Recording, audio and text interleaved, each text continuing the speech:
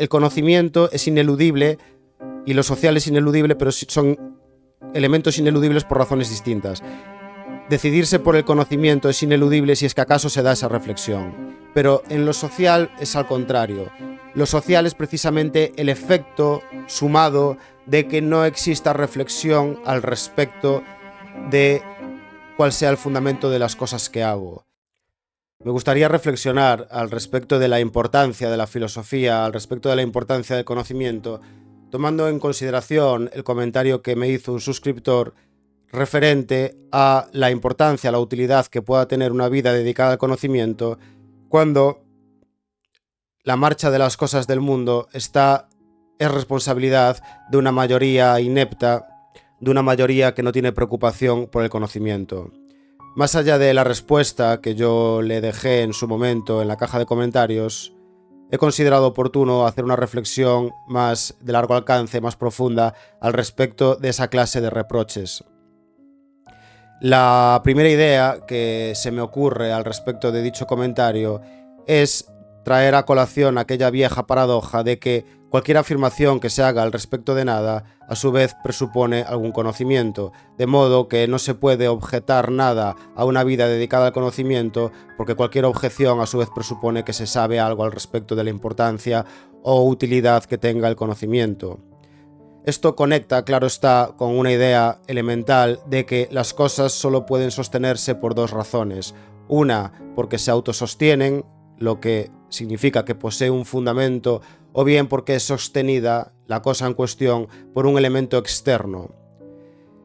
Es de hecho parte de mi biografía el hecho de que haya crecido a lo largo de toda mi infancia, mi adolescencia, un asco muy profundo al respecto de la actitud de las personas que trataban de sostener ideas, actitudes, etc., no en base a la propia idea en cuestión, no en base al fundamento que poseyera, sino en base a actitudes externas a la propia cosa. Levantar la voz en la defensa de una idea es un elemento externo que no forma parte del autosostenimiento de la cosa, que pretende sostenerla probablemente porque no posea fundamento, y toda clase de performatividades, de gesticulaciones, de violencias que permiten dar sostén a las cosas cuando efectivamente uno ha decidido no conocer el fundamento que las sostiene. Esta es una razón muy de peso para que alguien se acerque a la filosofía, y es de hecho la razón por la cual yo decidí, con toda mi voluntad, acercarme a la filosofía y convertir mi vida en una vida dedicada al conocimiento, en la medida en que la alternativa es absolutamente nefasta. Pues si yo tengo que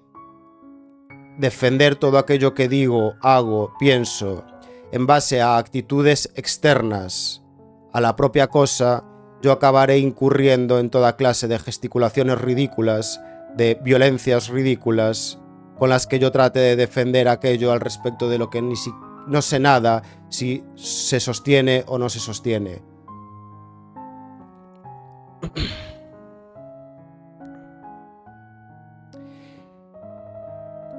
La pregunta grave al respecto de esta circunstancia es por qué, a pesar de todo, por qué la sociedad se sostiene no sobre la actividad intelectual, sino precisamente sobre el ocultamiento deliberado, sobre la detención de la actividad intelectual, sobre el ocultamiento deliberado de los mecanismos de ese orden social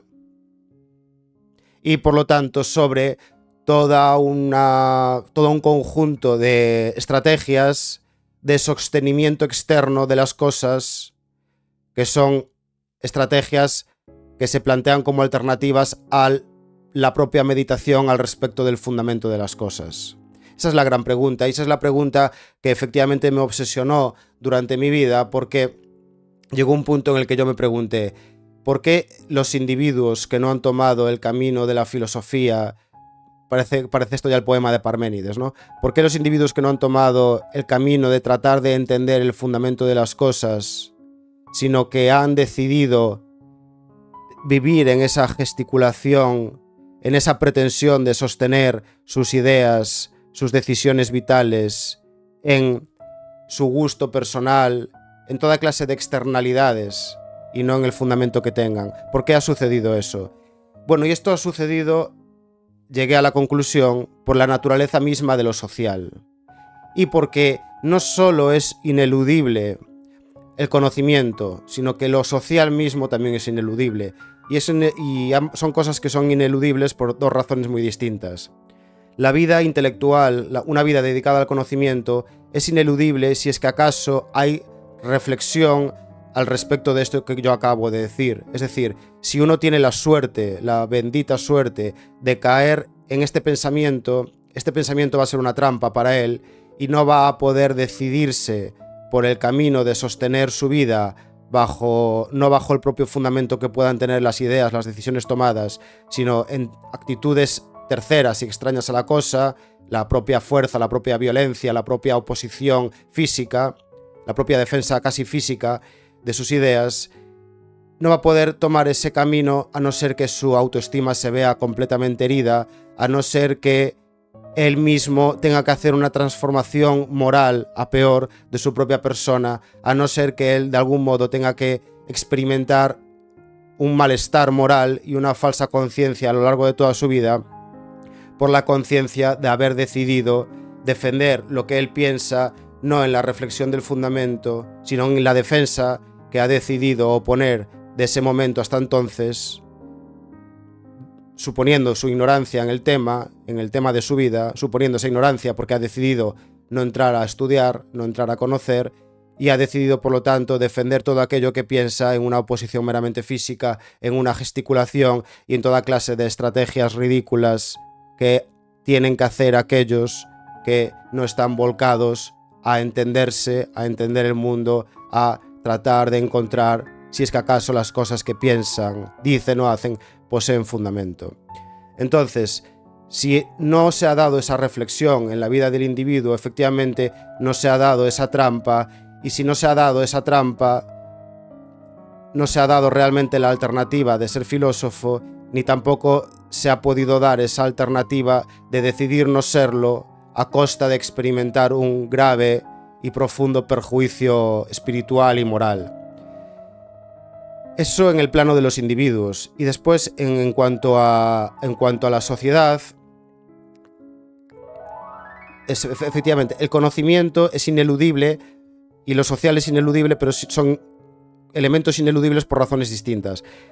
Decidirse por el conocimiento es ineludible si es que acaso se da esa reflexión. Pero en lo social es al contrario. Lo social es precisamente el efecto sumado de que no exista reflexión al respecto de cuál sea el fundamento de las cosas que hago.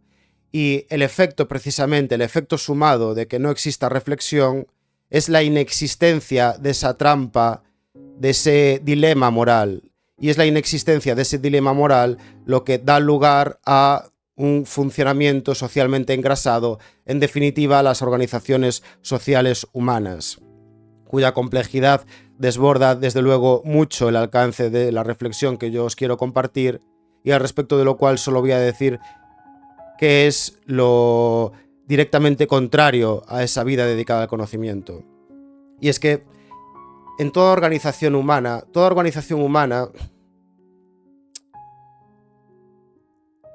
desde un punto de vista crítico, es decir, no desde el punto de vista de la mitología de su fundación, porque toda sociedad humana posee una mitología, una narración al respecto de la necesidad, de la importancia de su fundación, sino en términos críticos podemos entender que toda sociedad humana aparece por una cuestión de utilidad. La defensa, la producción, por ejemplo, esto lo hablaba yo en este documental que tengo sobre la fundación de Roma, en el que comparaba, por ejemplo, las razones que pudieron motivar la aparición de las sociedades sumerias frente a la romana, la producción agrícola en Sumer y la defensa, la guerra en Roma, como dos abstracciones que puedan empezar a hilar un poco los hechos de un pasado tan oscurecido como es la fundación de la propia Roma. Y la propia sociedad, probablemente debido a que existe una urgencia vitalísima, precisamente una urgencia vital en que sus individuos hagan algo para sobrevivir, las razones mismas de la sociedad se establecen como tabú, es decir, como algo que no debe ser pensado en la medida precisamente de su imperiosa necesidad. ¿Qué sucede? Que esto no acaba de justificar del todo que la sociedad no deba ser pensada. ¿Por qué? Porque precisamente en la medida en que existe una enormísima necesidad en su existencia, es más bien ello lo que apunta a la necesidad de que ello sea cuestionado, para que la necesidad se esté constantemente revitalizando. Si bien es una apuesta arriesgada, incluso en este sentido yo me atrevería a decir que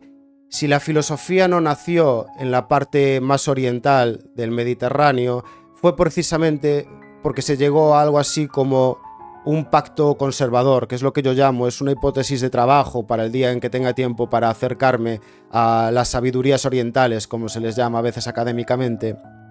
Y este pacto conservador consistió precisamente en que la apuesta fuese la contraria. No vayamos a considerar el tabú, es decir, el fundamento de nuestras sociedades, como por ejemplo si se atrevió a hacer Sócrates, y razón por la cual incluso en esa Atenas tan florida fue llevado a la muerte, pero que en el caso de Oriente, como digo, se llegó más bien a la solución contraria, que es a un pacto conservador consistente en no pensemos al respecto de el tabú del fundamento de nuestra sociedad, de la necesidad de que exista, en la medida en que vamos a suponer todos que su importancia es mucha. Dejando a un lado sociedades más de cuño antiguo, lo que sí que es cierto es que lo que sucede en toda organización, y esto es algo que puede observarse muy bien en la Iglesia Católica, es que independientemente de las razones muy importantes en virtud de las cuales se haya conformado, y la formación de la Iglesia es una razón muy importante, ¿verdad? Esa asamblea de individuos marginados de la propia sociedad romana, esa familia universal que incluía dentro de sí a los grandes sufridores de la sociedad romana, a los esclavos, es decir, hay muchas ideas, hay muchos ideales dentro de la propia familia de Cristo que poseían un componente revolucionario y muy consolador para la época del momento y que, por supuesto, no dudo que estuviesen enormemente cargadas de razones, que estuviese la familia de Cristo enormemente cargada de razones. Pero lo que sí que es cierto es que toda organización social con el tiempo acaba creando intereses dentro de sí que son ajenos a la propia razón fundacional de la sociedad. Véase la propia institución católica, que es el interés que se acaba superponiendo sobre las propias razones teológicas universalistas del propio cristianismo. Razón por la cual nos lleva precisamente a el papel que pueda tener el intelectual, el pensador, en ya el propio conjunto, ya en la propia sociedad. Ya no es solo que el intelectual aparezca precisamente porque él ha caído de joven en una trampa moral, dejando a un lado, por supuesto, al intelectual que aparece porque ello le gusta, cosa la cual no comprendo en absoluto. Cuando he hablado con algún filósofo y ha dicho, bueno, es que yo estoy en la filosofía porque ello me gusta, ¿no? Porque es una especie de...